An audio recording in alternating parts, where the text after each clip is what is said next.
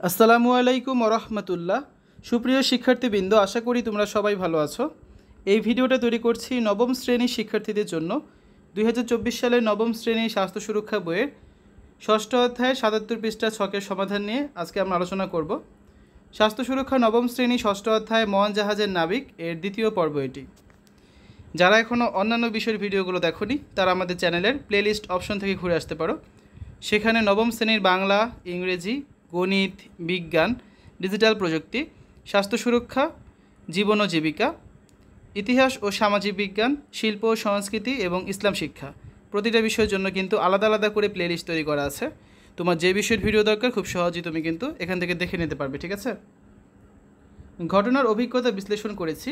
এবার আমরা নিজের মন জাহাজে দক্ষ নাবিক হওয়ার জন্য নিজেদের জীবনের ঘটনার পরিপ্রেক্ষিতে নেওয়া সিদ্ধান্ত বিশ্লেষণ করার কাজটি করব এবং আমার সিদ্ধান্ত আমার বিশ্লেষণ এই ছকটি পূরণ করব। আমার সিদ্ধান্ত আমার বিশ্লেষণ, এখানে কিছু প্রশ্ন আছে। এখন হচ্ছে এই প্রশ্নগুলোর আলোকে আমাদের এই ছকটা পূরণ করতে হবে। তো শিক্ষার্থীরা চলো আমরা এখন স্বাস্থ্য সুরক্ষার বইয়ের 77 পৃষ্ঠার ছকের সমাধানটা দেখে নিই। আমার সিদ্ধান্ত আমার বিশ্লেষণ। ওই ঘটনায় আমি যে আচরণ করেছিলাম তার কারণ কী ছিল, তখন আমি কী ভাবছিলাম। ওই ঘটনায় মা বাবার সাথে আমি খারাপ আচরণ করেছিলাম, কারণ অনেক দিন থেকে ইচ্ছে ছিল বন্ধুদের নিয়ে একসাথে দূরে কোথাও ঘুরতে যাব। কিন্তু যেই বাসায় বাবা মাকে জানালাম শিক্ষা সফরের কথা, তখনই তারা বাধা দিল, যেতে হবে না বলল। তাদেরকে অনেকভাবে বোঝানোর চেষ্টা করছিলাম, কিন্তু কোনোভাবেই তারা রাজি হলো না। তখন আমার নিজের কাছে খুব খারাপ লেগেছিল। আমি যে বড় হয়েছি এটা তারা বুঝতে চাইছে না, ঠিক আছে?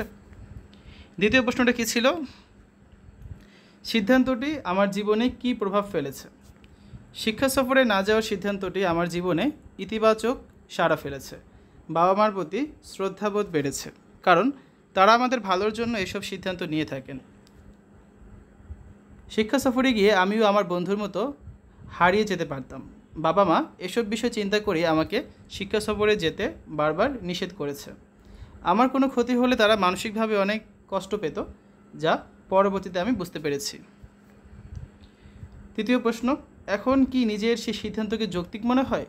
যৌক্তিক মনে হওয়া বা না হওয়ার পিছনে কারণ কি? নিজের সেই সিদ্ধান্তকে এখন পুরোপুরি যৌক্তিক মনে হয় না, কারণ তখন আমি আবেগ দ্বারা তাড়িত হয়ে নিঃসিদ্ধান্তে অটল থাকার কথা ভাবছিলাম।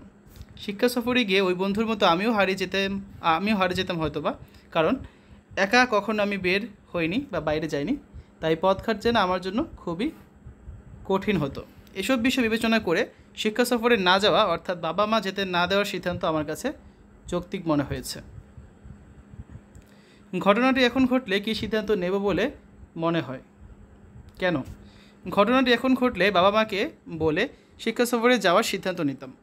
বাবা মাকে বোঝাতাম বন্ধুদের সাথে শিক্ষা সফরে যাওয়ার জন্য, কারণ আমি এখন একা সাইকেলে চড়ে প্রাইভেটে পড়তে যাই, স্কুলে যাই, বাজার করতে যাই। বাবা মা না থাকলে বাসাতে একা একাই থাকি, নিজের কাজ নিজে করতে পারি, দূর এলাকাও একা একা ঘুরতে যাই। এখন আমার নিজের মানসিক পরিপক্কতা এসেছে, ভালো মন্দ বোঝার সক্ষমতা হয়েছে। এসব ইতিবাচক দিকগুলো বাবা মাকে ভালোভাবে বোঝালে হয়তো তারা আমাকে শিক্ষা সফরে যেতে দিতে চাইতেন। একটি ঘটনাকে কেন্দ্র করে নিজেদের বিশ্লেষণ থেকে বুঝতে পারলাম সিদ্ধান্ত গ্রহণের ক্ষেত্রে আমরা কোন কোন বিষয়গুলোতে সচেতন থাকছি বা থাকছি না, এবং তা কীভাবে আমাদের জীবনে প্রভাব ফেলছে। এর পরবর্তী ক্লাস এখানে একটা ছবি আছে। তো এই ছবিটা হচ্ছে আমাদের নিজে যে চ্যালেঞ্জ অসুবিধার সম্মুখীন হই তার মধ্যে 3টা জিনিস এই ছবিতে লিখতে হবে। তো আমরা হচ্ছে এটা পরবর্তী ক্লাসে আলোচনা করব, ঠিক আছে? শিক্ষার্থীরা, এতক্ষণ তোমরা দেখলে নবম শ্রেণীর স্বাস্থ্য সুরক্ষা ষষ্ঠ অধ্যায় মন জাহাজের নাবিক 77 পৃষ্ঠার ছকের সমাধান। আশা করি ভিডিওটা তোমাদের কাছে ভালো লেগেছে। আজ এখানে বিদায় নিচ্ছি। আল্লাহ হাফেজ।